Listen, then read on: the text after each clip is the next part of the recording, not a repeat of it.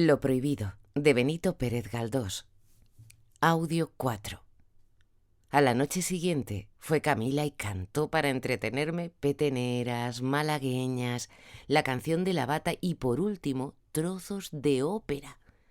Todo lo desempeñaba a la perfección, con gracia inimitable en la música nacional, con patético acento en la dramática.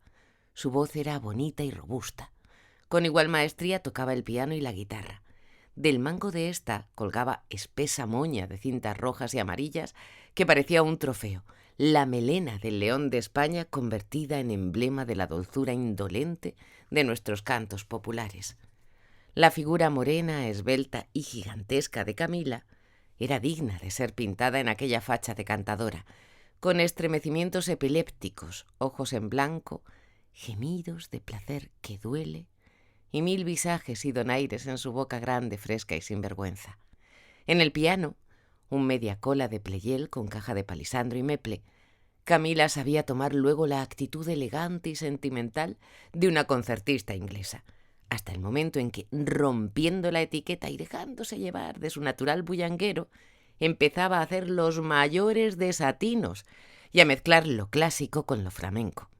Mi pobre piano la obedecía estremecido y ella, más loca a cada instante, hería las teclas como una furia, sacando del instrumento expresiones de ternura profunda o carcajadas picantes.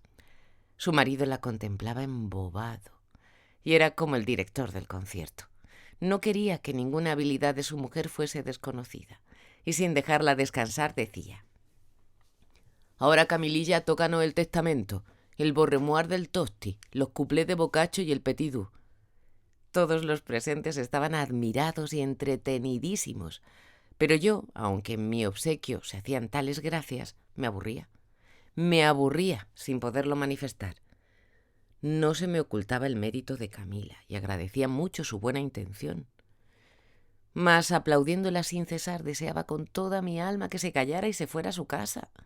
Sus amables aptitudes no me la hacían simpática. Aquel descaro con que besaba en presencia nuestra al feo, al gaznápiro de Constantino, me atacaba los nervios. Cuando se ponía a jugar a la besigue con Carrillo y con mi tía Pilar y Severiano, armaba unos líos, enredaba de tal modo el juego y hacía tales trampas que ninguno de los cuatro se entendía. Era este motivo de diversión para todos, menos para mí, pues tanta informalidad me enfada lo que no es decible. Casi prefería oírla tocar y cantar aunque me molestara. Realmente, el principal fastidio para mí era tener que aclamar y palmotear al artista a cada momento mientras hacía votos en mi interior porque se fuera con su música a otra parte. Era que mi espíritu estaba en una situación muy particular y la música lo chapuzaba en un mar de tristezas. Más me alegraba el tintín de Eloísa, la cucharilla de plata cantando en la taza de té, que cuantas maravillas hacía su hermana con el gran Beethoven crucificado sobre el atril. A última hora, cuando las mujeres se retiraban con sus respectivos esposos, entraba mi tío. Dábame un ratito de tertulia en mi alcoba, cuando ya me entregaba yo al brazo secular de Ramón, mi ayuda de cámara. Principiaba por decirme dónde había comido, lo que había hablado. Cánovas había dicho tal o cual frase ingeniosa, afilada como una navaja de afeitar. Pero en lo que don Rafael Bueno de Guzmán tenía particular empeño por aquellos días, poniendo en ello todos los recursos persuasivos de su locuacidad inagotable, era en informarme de la famosa conversión de nuestra deuda. Por enero del 82 me daba unos solos que me partían. Al fin teníamos un ministro de Hacienda de pensamientos altos. Al fin había planes verdaderos y profundos en la casa de la calle de Alcalá. Al fin iban a pasar a la historia la multiplicidad laberíntica de nuestros valores, y con prolijos detalles me enteraba mi tío de aquellos asuntos que no dejaban de interesarme por mi afición a los negocios. La turbamulta de papeles diversos, llamados obligaciones del Banco y Tesoro, de aduanas, bonos, resguardos al portador de la caja de depósitos, acciones de carreteras, deuda del personal, se estaban convirtiendo en un 4%, amortizable en 40 años por sorteos trimestrales y emitido al tipo del 8,5. Se habían fijado las bases, entre el ministro y los comisionados de la deuda, para el arreglo de los otros valores. El 3% y los ferros se convertirían en un 4% perpetuo. El tipo de emisión del primero sería del 43,75 y el de los segundos de 87,50. Y los nuevos títulos saldrían al mercado en mayo. Jamás en un cerebro de ministro español se engendró y realizó proyecto tan vasto. Las cubas no se convertían. Si quería yo emplear en acciones del Banco de España el dinero que tenía en papel inglés sin más producto que un escuálido 2%, bien podía apresurarme, pues las acciones andaban alrededor de 495. Mi tío creía firmemente que se plantarían en 500, tipo del cual no era fácil que pasaran. Yo oía estas cosas con bastante interés al principio, mas tanta charla, exacerbando al fin el ruido en mis oídos, producíame aturdimiento y unas ganas vivísimas de que el buen señor se retirara.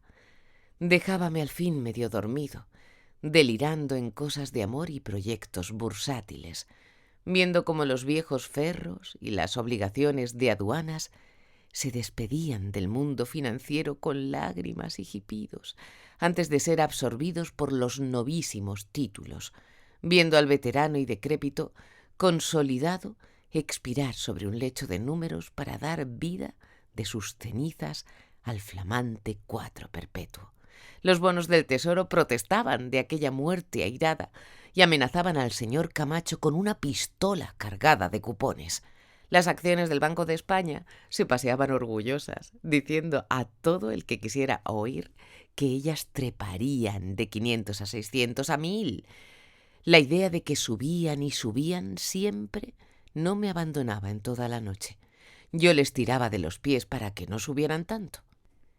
Mi enfermedad había empezado en noviembre, cuando los alcarreños vestidos de paño pardo pregonaban por Madrid buena castaña, buena nuez.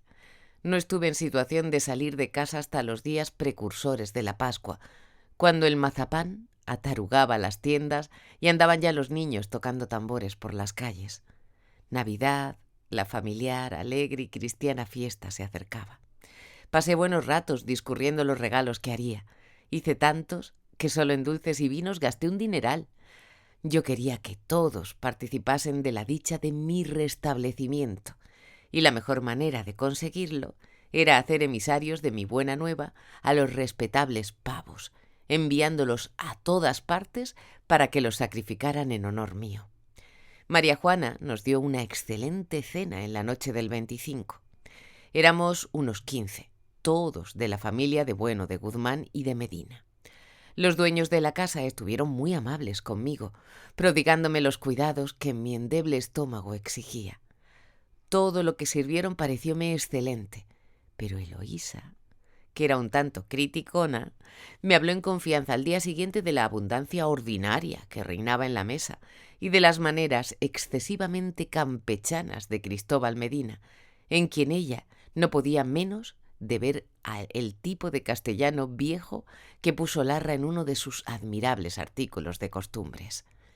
Nada ocurrió en la cena digno de contarse, como no sea que Carrillo se puso malo y tuvo su mujer que llevársele a casa antes de concluir. Venía padeciendo el infeliz de una enfermedad no bien diagnosticada por los médicos. Debía de ser alguna perturbación nutritiva, algo como albuminuria, diabetes o cosa tal. Sufría horribles cólicos nefríticos. Al día siguiente, cuando fui a verle, ya estaba mejor, y me dio un solo de política sobre la feliz aproximación de la democracia a la monarquía, cosa que en verdad, como otras muchas de este jaez, me tenían a mí sin cuidado. Carrillo parecía vivir en cuerpo y alma para fin tan glorioso. Había entrado en relaciones estrechas con diferentes hombres políticos de medianas vitolas y probablemente sería senador muy pronto. Gustaba de trabajar y de leer autores ingleses, traducidos al francés, porque era de los que se entusiasman con las instituciones británicas, creyendo que las vamos a imitar de sopetón, a implantarlas aquí en menos que canta un gallo. Eloísa, en confianza, me había manifestado cierto disgusto pocos días antes, porque lo primerito que se le había ocurrido a su marido al tener dinero era contribuir a la fundación de un periodicazo que iba a salir pronto. ¿No era esto una tontería? Las cosas que Carrillo me hablaba, su manía anglopolítica, la creación del diario destinado a casamentar la democracia con el trono y fundir en el molde de las ideas lo tradicional y lo revolucionario, hiciéronme comprender que tenía ambición. Confieso que lo sentí. Parece que la ambición implica facultades, y siempre que Pepe me manifestaba tenerlas, bien por su conversación, bien por sus acciones, yo me entristecía. Habría deseado que aquel hombre careciese de mérito, y sin embargo este anhelo mío era defraudado a cada instante, porque el marido de Eloísa me revelaba un día y otro, al mostrarme sus pensamientos, calidades que yo no creía tener. Cuando hablaba de asuntos políticos, cuando diagnosticaba las lepras de nuestra nación y los remedios, ingleses entiende, que a gritos pide nuestra sociedad política, hallábale yo tan elocuente, tan razonable, tan talentudo, que me llenaba de tristeza. ¿Valía o no valía? Severiano sostenía que no. Yo, triste, me figuraba que sí. En mi mente le daba valor solo por el hecho de envidiarle y razonaba así. Es imposible que el dueño de Eloísa haya llegado a la posesión de ella sin merecerla. Yo, ¿para qué andar con rodeos? Válgame mi sinceridad. Yo estaba enamorado de mi prima. Entróme aquella desazón del espíritu, aquella enfermedad terrible. No sé cómo, por su belleza, por su gracia, por mi flaqueza. Ello es que me atacó de firme, embargándome de tal modo que no me dejaba vivir. Se apoderó de mis sentidos, de mi espíritu y de mis pensamientos con fuerza irresistible. No había razón ni voluntad contra mal tan grande. Lo hacían doblemente grave lo criminal del objeto y lo divino del origen. Diré las cosas claras, así es mejor. Aquella prima mía me gustaba tanto, tanto, que por el simple hecho de gustarme extraordinariamente la consideraba mía.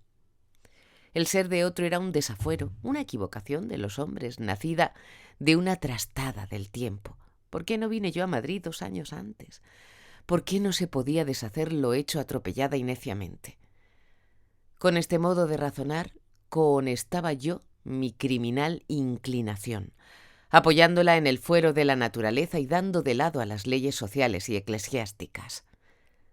Desde que el diente aquel invisible empezó a roerme las entrañas, el objeto principal de mis cavilaciones era el siguiente. ¿Valía Carrillo más que yo?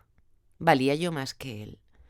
Para mayor desgracia mía, cuando, movido de un cierto espíritu de reparación, le consideraba yo adornado de grandes méritos y por ende superior a mí por los 4 costados, los demás se inclinaban a la opinión contraria, de lo que resultaba que, enalteciendo mi bondad, estimulaban mi maldad.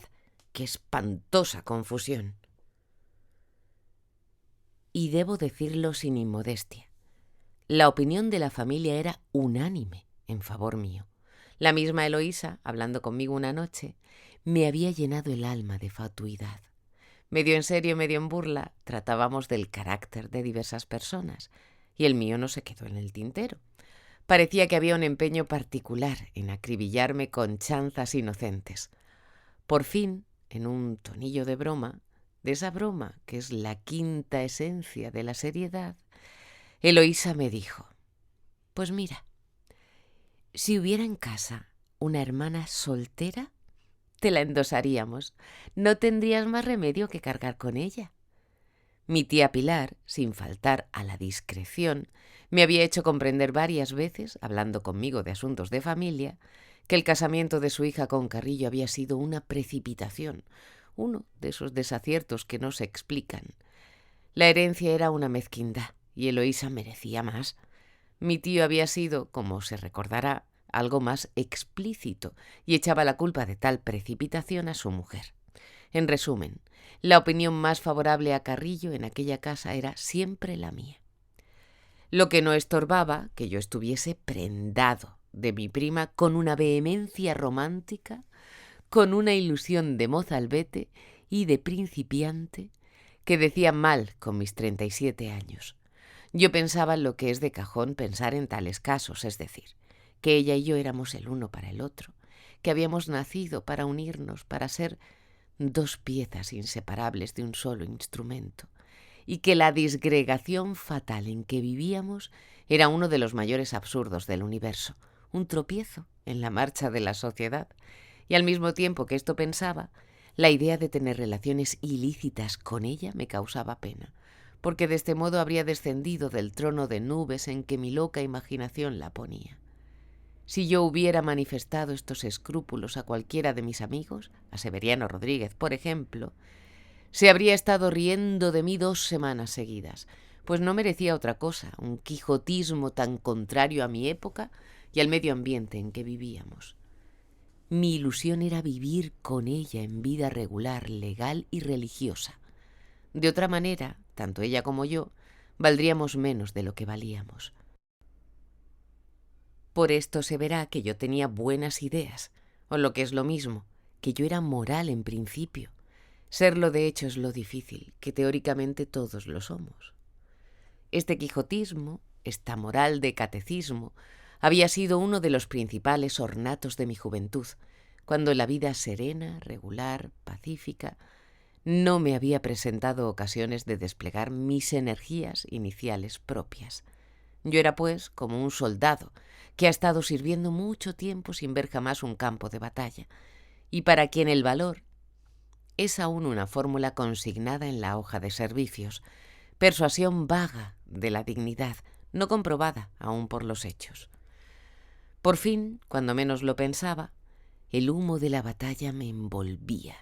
Pronto se vería quién era yo y cuál era el valor de mi valor, o dejando a un lado el símil, qué realidad tenían mis convicciones. Para mejor inteligencia de estas páginas, dictadas por la sinceridad, quiero referir ciertos antecedentes de mi persona. Algunos de los que esto leen los habrán echado de menos, y no quiero que se diga que no me manifiesto de cuerpo entero, tal cual soy en todas mis partes y tiempos. Nací en Cádiz. Mi madre era inglesa, católica, perteneciente a una de esas familias anglomalagueñas tan conocidas en el comercio de vinos, de pasas y en la importación de hilados y de hierros.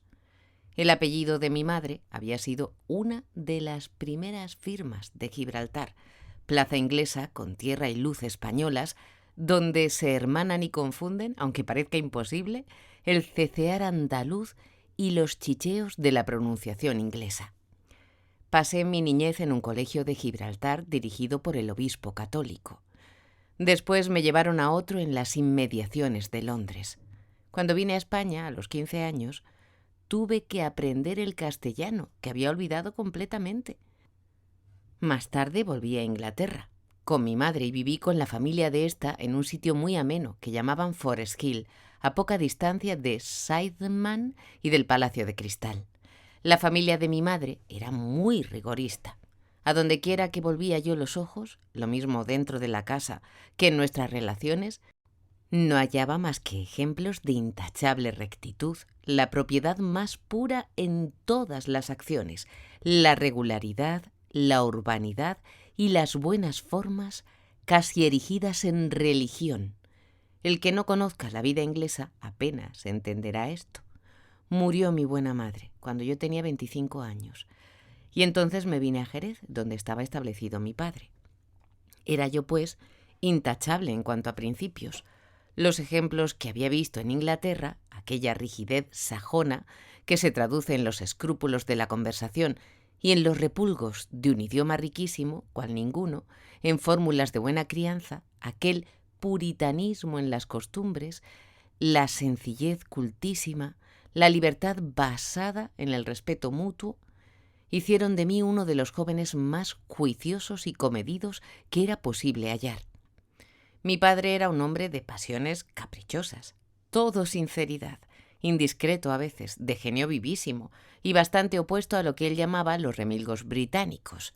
Se reía de la perífrasis de la conversación inglesa y hacía alarde de soltar las franquezas crudas del idioma español en medio de una tertulia de gente de Albión. A veces sus palabras eran como un petardo y las señoras salían despavoridas. Al poco tiempo de vivir con él, noté que sus costumbres distaban mucho de acomodarse a mis principios. Mi padre tenía una querida en la propia vivienda. Un año después tenía 3, una en casa, otra en la ciudad y la tercera en Cádiz, a donde iba 2 veces por semana. Debo decir que en vida de mi madre había sido muy hábil y decoroso mi padre en sus trapicheos, y por esta razón los disgustos que dio a su señora no fueron extremados. Sin faltarle al respeto, emprendí una campaña contra aquellos desafueros paternos. Si no logré todo lo que pretendía, al menos conseguí que rindiera culto a las apariencias. La mujer que vivía en su casa se trasladó a otra parte. Esto era un principio de reforma. Lo demás lo trajeron la vejez del delincuente y su invalidez para la galantería. En tanto, yo daba viajes a Inglaterra, haciendo allí vida de soltero por espacio de 3 o 4 meses. Solo 2 veces por semana iba a comer a Forest Hill, donde seguían viviendo las hermanas y sobrinas de mi madre, y el resto del tiempo lo pasaba bonitamente entre los amigos que tenía en el City y en el West. Me alojaba en Langham Hotel y pasaba los días y noches muy entretenido.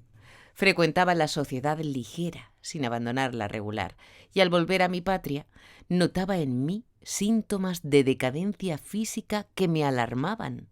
Puesto que mis ideas eran siempre buenas, hacía propósito firme de practicarlas fundando una familia y volviendo la hoja a aquella soltería estéril, infructuosa y malsana. Cuando mi padre se retiró de los negocios, dejando todo a mi cargo, mis viajes a Inglaterra fueron menos frecuentes y muy breves. En 15 días o 20 entraba por Dover y salía por Liverpool, o viceversa. Murió repentinamente mi padre cuando ya empezaba a curarse de sus funestas manías mujeriegas, y entonces, falto de todo calor en Jerez, sin familia, con pocos amigos, y viendo también que entraba en un periodo de gran decadencia el tráfico de vinos, realicé, como he dicho al principio, y me establecí en Madrid. Pero aún falta un dato que, por ser muy principal, he dejado para lo último. Tuve una novia. Acaeció esto en la época en que, por cansancio de mi padre, estaba yo al frente de la casa.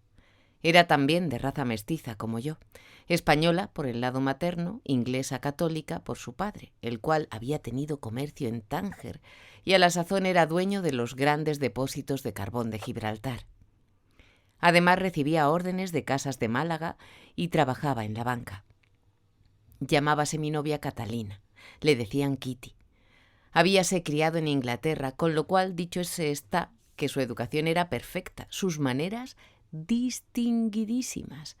Prendéme de ella rápida y calurosamente un día en que, hallándome de paso en Gibraltar, me convidó a comer su padre.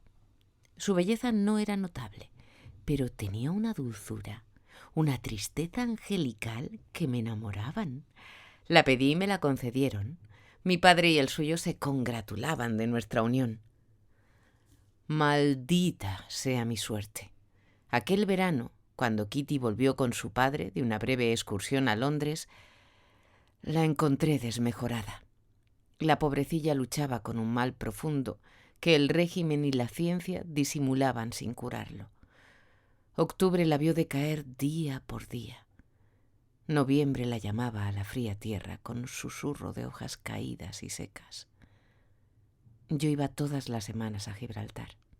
Un lunes, cuando más descuidado estaba, porque el viernes precedente la había visto mejor, recibí un telegrama alarmante. Corrí a Cádiz. El vapor había salido. Fleté uno y cuando me dirigía al muelle para embarcarme, un amigo de la casa salióme al encuentro en puerta de mar y echándome su brazo por encima del hombro, me dijo con mucho cariño y tono muy lúgubre que no fuera a Gibraltar. Comprendí que la pobre Kitty había muerto. Se me representó fría y marmórea, su mirar triste, apagado para siempre. Mi dolor fue inmenso. Tuve horribles tristezas, dolencias que me agobiaron, ruidos de oídos que me enloquecieron. El tiempo me fue curando con la pausada sucesión de los días, con el rodar de las ocupaciones y de los negocios. Cuando vine a Madrid habían pasado 5 años de esta desgracia que truncó mis soberbios planes domésticos. Dio a mi vida giros inesperados y a mi conciencia direcciones nuevas. Eloísa no se parecía en nada a Kitty. La pobre inglesa difunta era graciosa, modesta, descolorida, de voz tenue y ojos claros que revelaban ingenuidad y delicadeza. Mi prima era arrogante, hermosa, tenía coloración enérgica de la tez y el cabello, y sus ojos quemaban. No obstante esta radical diferencia, yo había dado en creer que el alma de Kitty se había colado en el cuerpo de Eloísa y se asomaba a los ojos de ésta para mirarme. ¡Qué simpleza la mía! Era esto quizás una nueva manifestación de las manías de nuestra raza, también monografiadas por mi tío, porque bien me sabía yo que las almas no juegan a la gallina ciega, y mis ideas respecto a la transmigración eran tan juiciosas como las de cualquier contemporáneo. Pero no lo podía remediar. Echaba la vista sobre Eloísa y veía en sus ojos el cariño apacible y confiado de Kitty. Era ella, la mismísima, reencarnada, como las diosas a quien los antiguos suponían, persiguiendo un fin humano entre los mortales, y asomada a la expresión de aquel semblante y de aquellos ojos, me decía: «Aquí estoy otra vez. Soy yo, tu pobrecita Kitty. Pero ahora tampoco me tendrás. Antes te lo vedó la muerte, ahora la ley». Las 4 paredes de Eloísa. De tal modo se fijaron en mi mente los peligros de aquella inclinación que pensé en marcharme de Madrid. Es lo que se le ocurre a cualquiera en casos como aquel, pero una cosa tan lógica y razonable era tan difícil de ejecutar. ¿Cuándo me iba? ¿Mañana? ¿La semana que entra? ¿El mes próximo? En mi pensamiento estaba acordada la partida con esa seguridad pedantesca que tiene todo lo que se acuerda en principio. Tal determinación era prueba admirable de las energías de mi conciencia. Pero faltaba un detalle, el cuándo, y este detalle era el que me hacía cosquillas en el cerebro, no dejándose coger. Se me escapaba, se me deslizaba como un reptil de piel viscosa que resbala entre los dedos. La cosa no era tan baladí. Levantar casa, deshacer aquel hermoso domicilio que representaba tantos quebraderos de cabeza, tanto dinero y los puros goces de las compras pagadas. ¿Y a dónde demonios me iba? ¿A Jerez? La situación comercial y agraria de aquel país era muy alarmante. Bueno estaría que me cogieran los de la mano negra y me degollaran. ¿A Londres? Solo el recuerdo de las nieblas y de aquel sol como una oblea amarilla me causaba tristeza y escalofríos. Nada. La necesidad de huir de Madrid era tan imperiosa, estaba tan claramente indicada por la moral, por las conveniencias sociales, que poquito a poco, sin darme cuenta de ello, fui tomando la heroica resolución de quedarme. Aquí de mis sofismas. Era una cobardía huir del peligro. Se me presentaba la ocasión de vencer o morir. O yo tenía principios o no los tenía. Diferentes veces había contado a mi prima lo de Kitty, y cada vez lo hacía en términos más patéticos y recargando el cuadro todo lo posible.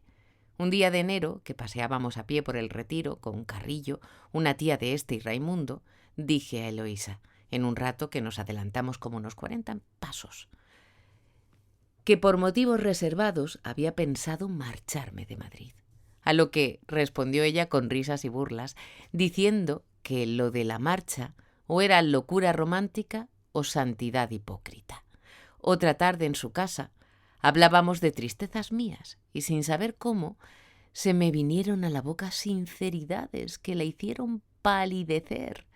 Ella me dijo que alguien me tenía trastornado el seso y entonces, quitándome de cuentos, respondíle que quien me trastornaba el seso era ella. Tomándolo a broma, trajo al Barbián y se puso a saltarle delante de mí y a decirle: «Llámale tonto, llámale majadero». Con sus risas inocentes creo que me lo llamaba. Seguía viviendo mi prima en la casa de sus padres, pues aunque estaban casi terminadas las reformas de la suya, como habían derribado tabiques y hecho obra de albañilería, temía la humedad. Diariamente iba a inspeccionar la obra acompañada de su madre o de Camila. Usaba para esta excursión el hermoso landó de 5 luces que había adquirido, mas algunas tardes, para no privar a Carrillo del paseo que daba por el Retiro y Atocha, le prestaba yo mi berlina. La casa en que había vivido y muerto Angelita Caballero era grandísima, tristona y estaba enclavada en un barrio mísero y antipático. Su aspecto exterior era muy feo, pero interiormente revelaba ya el soberano arreglo de su nueva dueña. Contóme Eloísa que lo primero que tuvo que hacer fue despejar el terreno, deshacerse de aquellas horribles sillerías botón de oro y esconder los biscuits y los edredones de bazar y las arañas de pedacitos de vidrio donde nadie los viera. Porque la tal Angelita era notable por la perversidad de su gusto. Fuera de un buen vargueño y de un Cristo de bronce, no tenía en su casa ninguna antigüedad notable. Todo el ajuar era moderno, de la época del 40 al 60, y se componía de artículos de exportación francesa de la peor calidad. «Calcula», me dijo Eloísa, «si habrá sido difícil el despejo». La transformación del palacio era en verdad grandiosa. Sorprendióme ver en su gabinete 2 países de un artista que acostumbra cobrar bien sus obras. En el salón vi además un cuadrito de Palmaroli, una acuarela de Morelli, preciosísima, un cardenal de Villegas, también hermoso, y en el tocador de mi prima había 3 lienzos que me parecieron de subidísimo precio, una cabeza inglesa de Nitis, otra holandesa de Román Rivera y una graciosa vista de azoteas granadinas de Martín Rico. Pregunté a Eloísa cuánto le habían costado aquel principio de museo y díjome en tono vacilante que muy poco, por haber adquirido los cuadros en la almoneda de un hotel que acababa de desmoronarse. Cada día que visitábamos la casa, hallaba yo algo nuevo y de valor. En la antesala vi 2 enormes vasos japoneses de Imaris, hermosísimos, los mejores que había visto en mi vida. Las parejas de platos Thyssen y Kioto no valían menos. Vi también tapices franceses, imitación de gobelinos viejos, que debían de haber costado bastante. 2 terracotas, firmadas la una Maubac y la otra Carpeaux, acabaron de pasmarme. Bronces parisienses no faltaban, ni esos muebles ingleses de capricho que sirven para hacer exhibición de preciosas chucherías y que tienen algo de los antiguos chineros y de los modernos aparadores. Eloísa gozaba con mi sorpresa y con mis alabanzas, tanto como con la posesión de aquellas preciosidades. Júbilo vanidoso animaba su semblante. Sus ojos brillaban. Entrábale inquietud espasmódica y su charlar rápido, sus observaciones, los términos atropellados con que encomiaba todo, señalándolo a mi admiración, decíanme bien claro el dominio que tales cosas tenían en su alma. Poníase al cabo tan nerviosa que creía sentir amenazas de la diátesis de familia, en el cosquilleo de garganta producido por la interposición imaginaria de una pluma. Tragando mucha saliva, procuraba serenarse. Solos ella y yo, mientras su mamá ordenaba en el comedor los montones de manteles y servilletas aún sin estrenar, recorríamos el salón primero, el segundo, la sala grande, los 2 gabinetes, el tocador, la alcoba, el despacho, el cuarto del niño y todas las piezas de la casa.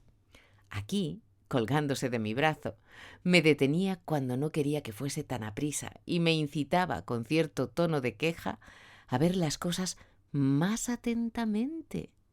Allí me empujaba, atrayéndome hacia un objeto oscurecido entre las vitrinas. En otra parte, me oprimía el cuello suavemente para que me inclinara y pudiera mirar de cerca un cuadrito de estilo muy concluido. A veces su alegría se expresaba humorísticamente. Estaba yo contemplando un delicado estantillo japonés, de esos que no parecen hechos por manos de hombres, y ella, repentina y graciosamente, sacaba su pañuelo y me lo pasaba por la boca. ¿Qué? Decía yo, sorprendido de este movimiento. ¿Es que se te cae la baba? Al fin, cansados de andar, nos sentábamos. Una casa bien puesta, me decía, es para mí la mayor delicia del mundo. Siempre tuve el mismo gusto. Cuando era chiquitina, más que las muñecas, me gustaban los muebles de muñecas. Si alguna vez los tenía, me entraba fiebre por las noches pensando en cómo los había de colocar al día siguiente. Todavía no era yo polla y me atontaba delante de los escaparates de Baudevin y de Prévost. Cuando íbamos a paseo con mamá y pasábamos por allí, me pegaba al cristal y como se empañaba con mi aliento, había de verme limpiándolo con el pañuelo para poder mirar. Papá tenía que tirarme del brazo y llevarme a la fuerza. Gracias a Dios, hoy puedo proporcionarme algunas satisfacciones que de niña me parecían realizables, porque sí, yo soñaba que sería muy rica y que tendría una cosa como las que ves, mejor aún, mucho mejor. Pero no vayas a creerte, ¿eh? En medio de estas satisfacciones soy razonable. Dios ha querido que antes de ser rica fuera pobre, y esto me ha valido de mucho. He aprendido a contener los deseos, a estirar los cuartitos y a defenderlos contra esta pícara imaginación que es la que se entusiasma. Sí, hay que tener mucho cuidado con esto, porque yo lo he dicho siempre, el infierno está empedrado de entusiasmos. Qué lástima no poseer muchísimos millones para comprar todo lo que me gusta. Se ha dado el caso de tener durante 3 o 4 días el pensamiento fijo, clavado en un par de vasos japoneses o en un medallón Capodimonte, y sentir dentro de mí una verdadera batalla por si lo compraba o no lo compraba. Gracias a Dios, he sabido refrenarme, ir despacito, hacer muchos números y decir al fin, no, no más, bastante tengo ya. Los números son la mejor agua bendita para exorcizar estas tentaciones. Convéncete. Yo sumaba, restaba y vencía. No vayas a figurarte. También he pasado malos ratos. Después de comprar en casa de Bach un bronce, veía otro en casa de Guía que me gustaba más. ¡Qué marimorena entonces en mi cabeza! ¿Lo compro también? Sí. No. Sí otra vez. Pues no. Que dale, que toma, que vira. Nada, hijo, que he tenido que vencerme. A poco más me doy disciplinazos. Por las noches me acostaba pensando en la soberbia pieza. ¿Qué crees? He pasado noches crueles, delirando con un tapiz chino, con un cofrecito de bronce esmaltado, con una colección de mayólicas. Pero me decía yo, todas las cosas han de tener un límite, pues bueno fuera que me conformo con lo que poseo, que es bonito, variado, elegante, rico hasta cierto punto. ¿No es verdad? ¿No crees lo mismo? Díjele que su casa era preciosa, que debía detenerse allí y no aspirar a más, pues si se dejaba llevar del fanatismo de las compras, podría comprometer su fortuna y quedarse por puertas.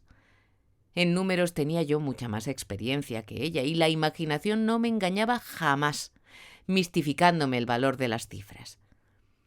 Yo te dirigiré, añadí. Prométeme no entrar en una tienda sin previa consulta conmigo y marcharás bien.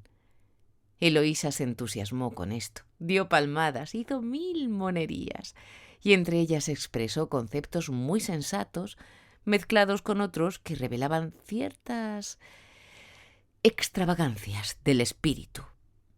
Pues verás, me dijo juntando los dedos de entrambas manos como quien se pone en oración. Yo sé contenerme, sé consolarme cuando esas bribonadas de la aritmética me privan de hacer mi gusto. ¿Sabes lo que me consuela? Pues lo mismo que me atormenta, la imaginación. Nada, que cuando me siento tocada, dejo a esa loca que salte y brinque todo lo que quiera.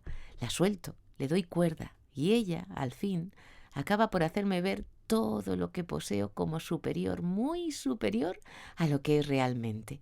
Soy como mi hermano, que se acuesta pensando que es presidente del consejo y al fin se lo cree. Yo me acuesto pensando que soy la señora de Rothschild. Vas a ver. Tengo un cuadrito cualquiera, antiguo, de mediano mérito. Pues sin saber cómo, llego a persuadirme de que es el propio Velázquez. ¿Tengo un tapiz de imitación?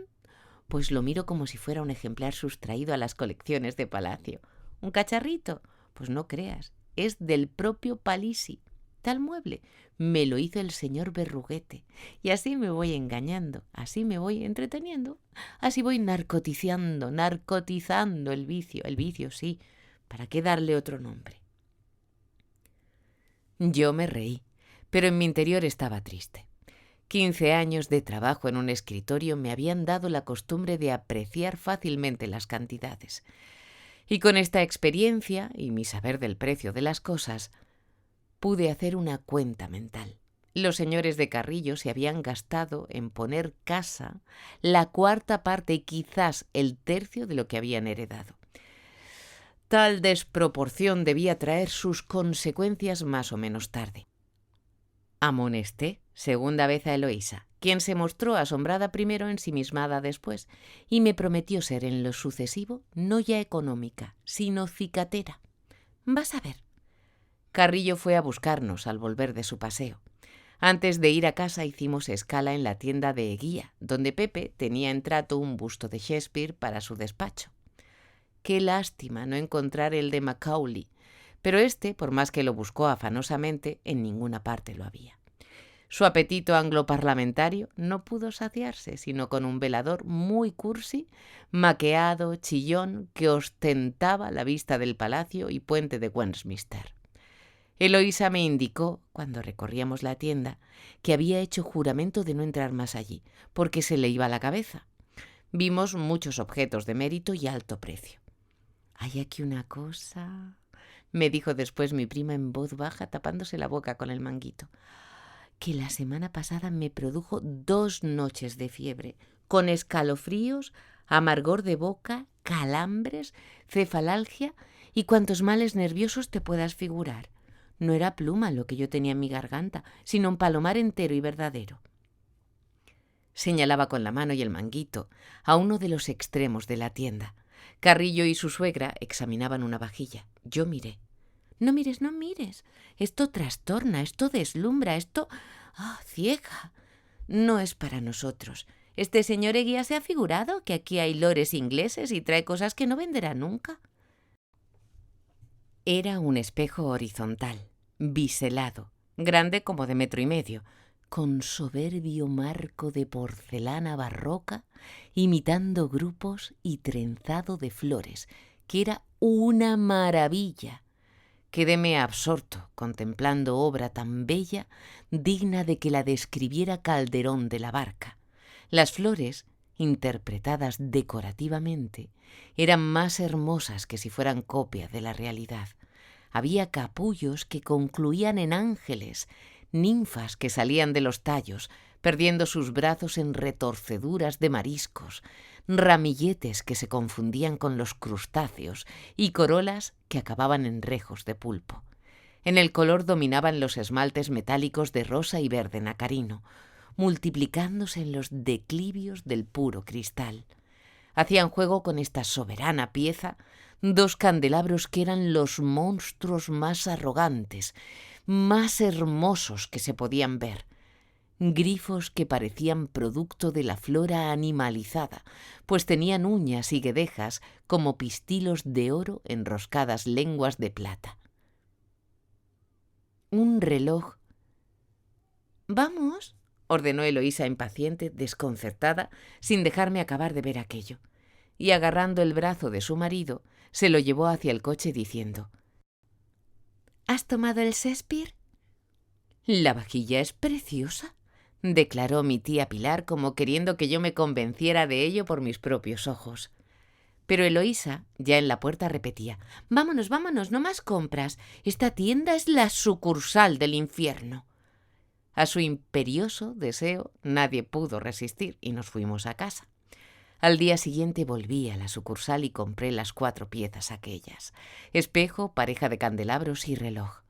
Costáronme unos 45.000 reales. ¿Pero qué significaba esto para mí?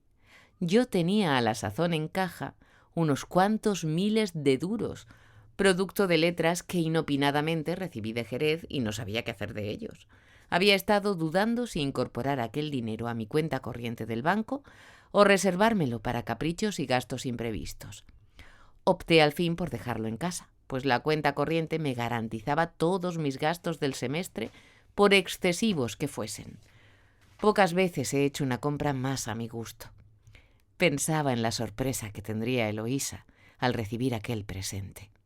Mandé que se lo llevaran a su palacio y esperé a que ella misma me diese cuenta de la impresión que le causaba. Cuando la vi entrar en mi casa, temblé de emoción. Venía con su hermana Camila, la cual, hablando del espejo y elogiándolo con reservas, se mostró celosa. Era ella tan prima mía como Eloísa y tenía el mismo derecho a mis obsequios de pariente ricacho. Sí, yo era un ricacho sin conciencia, un vulgarote que no me acordaba de los pobres. Ella tenía su casa muy mal puesta y a mí, al primo millonario, no se me había ocurrido mandar allá ni aun media docena de sillas de madera encorvada. Esta filípica, dicha con el desparpajo que usaba siempre aquella mujer inconveniente, me llegó al alma. No tuve reparo en reconocer y lamentar la preterición, y prometí que los señores de Miquis tendrían pronto noticias mías. A Eloísa, contra lo que esperaba, la encontré triste. Puso cara de dolorosa y dio a sus ojos la expresión de dulce reprimenda para decirme: «¿Qué tonterías haces? Un gasto tan enorme. Vaya, que ahora se han trocado los papeles. Yo soy la aritmética y tú el entusiasmo. De veras te lo digo, si repites esas calaveradas, no te volveré a dirigir la palabra». Camila y yo nos reíamos. Eloísa no hacía más que mirarnos con tristeza. «Tu boca será medida. Cuenta con la media docenita de sillas», manifesté a Camila, que me respondió a gritos: «Ha sido una broma, no me hacen falta tus obsequios. Formal, te lo digo formalmente. Si me mandas las sillas te las devuelvo». Estaba rabiosa. Por la tarde, siguiendo la chanza en casa de mi tío, le dije: «¿Las quieres blancas o negras? Elígelas a tu gusto y que me manden la cuenta». Me tiró a la cara su manguito diciéndome: «Toma, cochino». Mi tía Pilar, secreteando en mi oído, hízome la pintura más lastimosa de la casa de su hija Camila. Tenían una salita regular, alcoba decente, pero comedor. Dios lo diera. Ponían los platos encima de un velador y como Constantino tenía la mala costumbre de empinar las sillas para sentarse, descargando todo el peso sobre las 2 patas de atrás, de la media docena que compraron no quedaban útiles más que 2. Esta pintura hizo desbordar en mi corazón los sentimientos caritativos. Regalé a Camila un comedor completo de nogal, con aparador, trinchero, 12 sillas y mesa. Todo bonito, de medio lujo, sólido y elegante. Vino a darme las gracias una mañana. Detrás de su máscara de risa y burla, advertí mal encubierta la emoción. Le temblaban los labios. Hizo 1000 muecas, me dio las gracias, me pegó con un bastón mío, me llamó generoso, pillo, grande hombre y gatera, demostrando en todo su incorregible extravagancia. Era, más que una cabeza destornillada, una salvaje, una fierecilla indócil criada dentro de la sociedad como para ofrecernos una muestra de todo lo incivil que la civilización contiene. Concluyó diciendo que su marido y ella habían acordado dar un banquete en honor mío y como inauguración del comedor. Una gran comida, no te creas. Verás qué cosa más buena y más chic.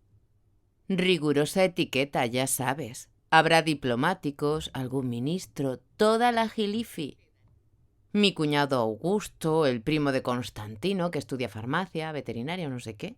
En fin, lo más escogido, frac y con decoraciones. Mi marido estará en mangas de camisa, pero eso no importa. El amo de la casa, ya ves. Te daremos nidos de avestruz, fideos escarchados, pechugas de rinoceronte, jabalí en su tinta y chatope león. Nunca oí más disparates. Eloísa, Raimundo y Pepe éramos los invitados. Fui con mi primo poco antes de la hora señalada. Los señores de Carrillo no habían llegado aún.